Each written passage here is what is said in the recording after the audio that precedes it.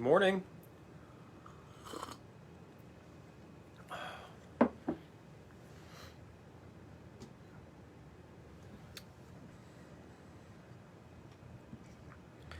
Hello, everybody. Good morning to you.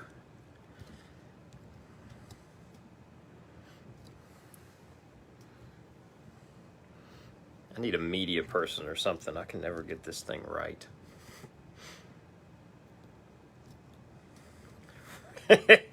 Rhonda, on your smoke break, huh? Good morning.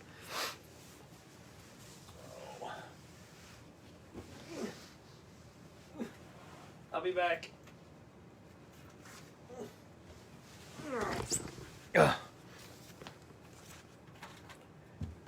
Happy day. How's Deeper Waters Free Methodist Church watching? What does that even mean? I don't understand.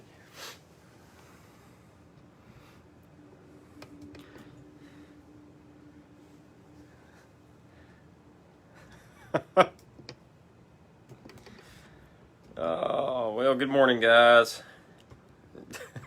You ought to be sorry, Katie. Hope y'all are having a great day. It's Tuesday, not Monday, which is when we normally do this. I was working at the clinic yesterday. My schedule's very, it's non-uniform. It's different every week, so I'm never really there same days each week. So yesterday was this week is a really weird one. I was there on Monday. So we're just picking up today. So what we do on Mondays or Tuesdays when need be is that we have a follow-up. I do a follow-up live stream, which I never feel prepared for, where we just talk about, go a little bit deeper on some thought or point from previous Sunday's message. So we had a message Sunday. It was called the Gifts List, or the Gift List. And we're doing a very short series, 3 weeks, on the gifts of the Spirit as they appear in 1 Corinthians 12, 13, and 14, particularly 1 Corinthians 12. First Sunday, we talked about some of the hesitations that people have, or some of the reasons people might have to shy away from or reject the gifts of the Spirit that Paul lists in 1 Corinthians 12. This past Sunday, we just talked about the gifts, really what they are, and how the Lord uses them to build up and bless the church. And then this coming Sunday, we're going to talk about best practices. So like after Paul lists them in chapter 12, he goes on in 13 and 14 to explain how they're best used and the most fruitful and effective within a church body. So we're going to look at that next week.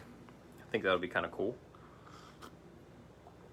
But today, really, I'm going to be a little more philosophical today. So I don't know if this will connect with anybody or not. If it does, great. If it doesn't, then it's 15 minutes of your life you'll never get back, I guess. But and I think my thoughts for today really, I think, apply mostly to leaders, but that can be any kind of leader. That can be a pastor, that can be a teacher, that can be a parent. If you're leading somebody or some bodies, this is a principle that may help you. And again, these are really, I'm just thinking out loud today. I haven't actually thought all the way through this. But it's just what was on my mind this morning. So last night, Monday nights is when the life group that I lead meets. We're called the Hot Mess Express life group at the Reinhardt's house, and we had a really good time last night. Really good discussion. I just thought it was great, and we talked some about Sunday's message and got into some discussions on that end. But what I noticed as I looked around the room and people were sharing their thoughts and their experiences. That was really just a little microcosm of church. Everybody in that living room, with their bellies full of delicious lasagna, all of them come from different backgrounds and have different experiences and different upbringings and different church experiences.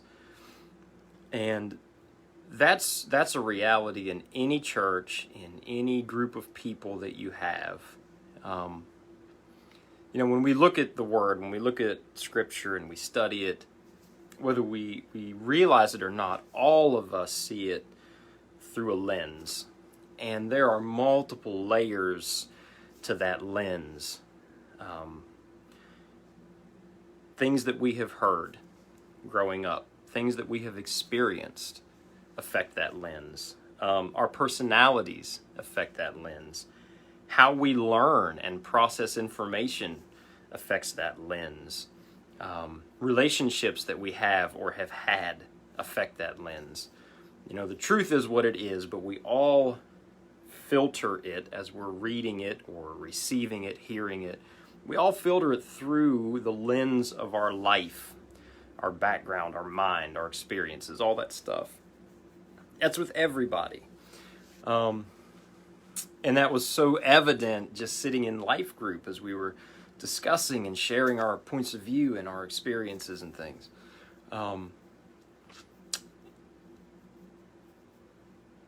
And what that shows me as a leader and as a teacher is how gentle we have to be when we're handling the truth.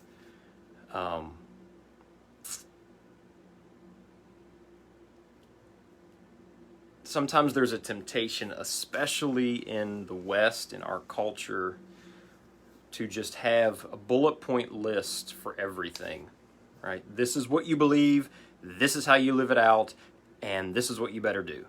And just boom, boom, boom. And everything is always, we're tempted to just lay out the lists of this is what you should do, this is what you better do, and if you don't do it, there's going to be trouble, right? And that's a temptation because it's much easier to handle that way. It's much easier to control things that way. When you're just laying it out and you can control, this is what you believe and don't go outside of that boundary. And this is how you behave and don't ever go outside that boundary. And it's easy to keep things in your control, and it's easy to keep things from getting messy. But when you look at Jesus and the way he led and taught, he didn't really approach things that way. If you really look at his teachings, even John writes about him in John chapter 1. He says that the law came through Moses. I think it's verse 17, John 1:17. The law came through Moses, but Jesus brought grace and truth, right? Jesus didn't just bring law, just bring truth. Jesus brought grace and truth. He had a way of creating space for people to be where they are, be who they are, and still be drawn to the truth without being trampled by it, right? So I think that's one of the reasons that Jesus taught in story form so much. So much of Jesus' teachings, very few bullet points. Do this, this way, right? It was stories. And what stories did was that it brought truth, but it brought truth in a way that was accessible to everybody in the room. It was accessible to the young, to the old, to the Pharisees, to the Gentiles, to the religious, to the completely unreligious.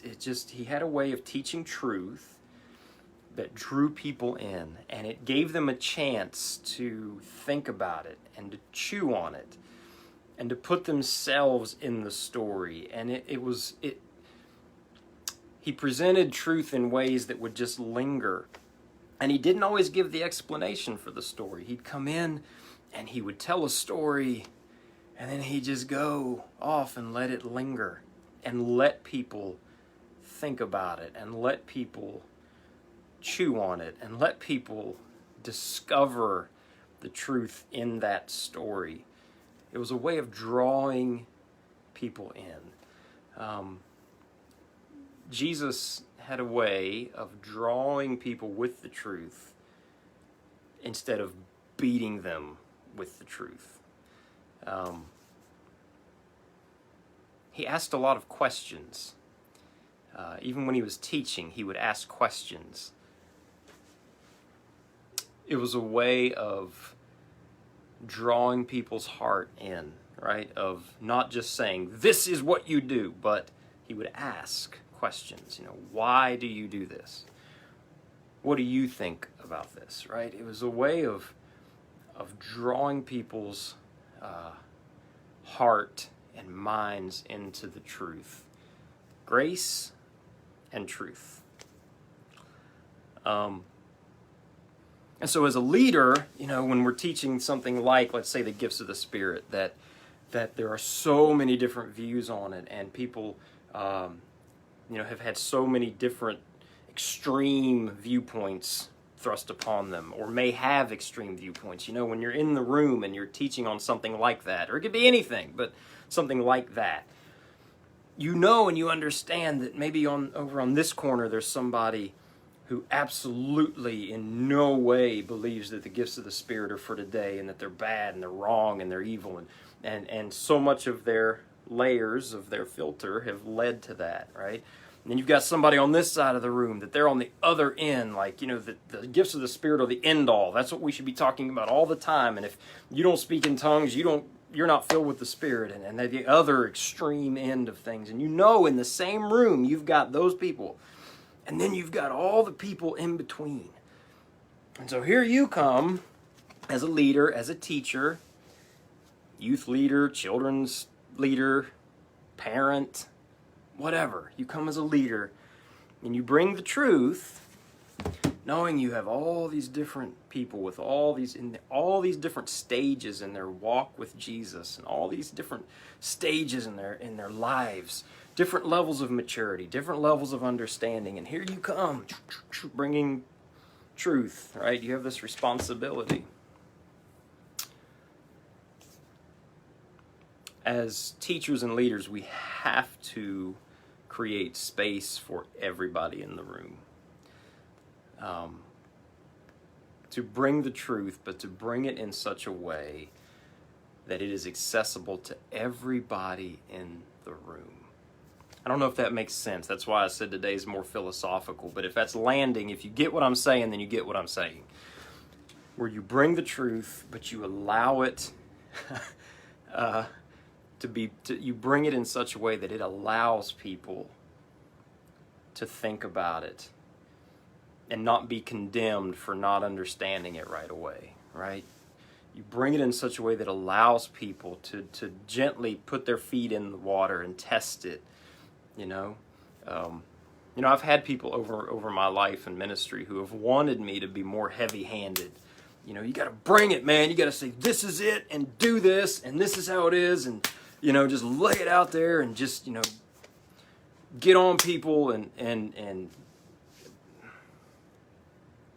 but I just see Jesus never compromised the truth. He was the truth. But he brought grace and truth. He brought truth in a way that drew people in rather than beat them away. And so that's just such an important principle as a leader and as a teacher, right? You never compromise the truth, but you bring it in such a way that allows for everybody, looking through their different lenses with their different experiences and their different triggers and all the different things, that allows them to approach it and to receive it and to touch it and to think about it and to chew on it without being hammered with it and beat by it. Again, I don't know if that made any sense to you today. This is more less of a teaching and more of me just thinking out loud today. But yeah, so leaders, remember this. If you're a leader, if you're a teacher, remember this, okay? When Jesus was talking to Peter after his resurrection, and he was saying, you remember that scene? And he was saying, Peter, do you love me? And Peter was like, yes. Do you love me? Yes. Do you love me? Yes. And Jesus responded by saying, then feed my sheep, right? But I thought of this morning as I was getting ready to start this live stream. Jesus said, Peter, do you love me? And Peter said, yes. And Jesus said, feed my sheep. He didn't say, force feed my sheep. And there is a difference. There is a difference. A shepherd draws the sheep and leads them to the truth, but he doesn't take the grass and shove it in their mouths. He brings it, he guides them, he loves them, he cares for them, he provides the place where the truth is, but he allows them to eat it, right? He allows them to walk it out and walk through it and smell it and eat it as he is caring for them, right? In a very protective, gentle, loving way. So leaders, anyway, there it is. Those are my thoughts for today. I don't know if they made any sense. Made sense to me, and if it does make sense to you, I hope you can share below in what way it does. If it doesn't, hey, it's 15 minutes of your life. You'll be okay. But anyways, those are my thoughts for today. I love you guys. I hope you have an amazing week. Hope you have a wonderful week.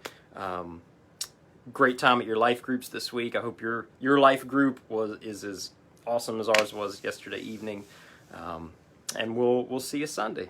All right, guys. Looking forward to seeing your comments below, and looking forward to seeing you when I see you. Love you guys. Bye-bye.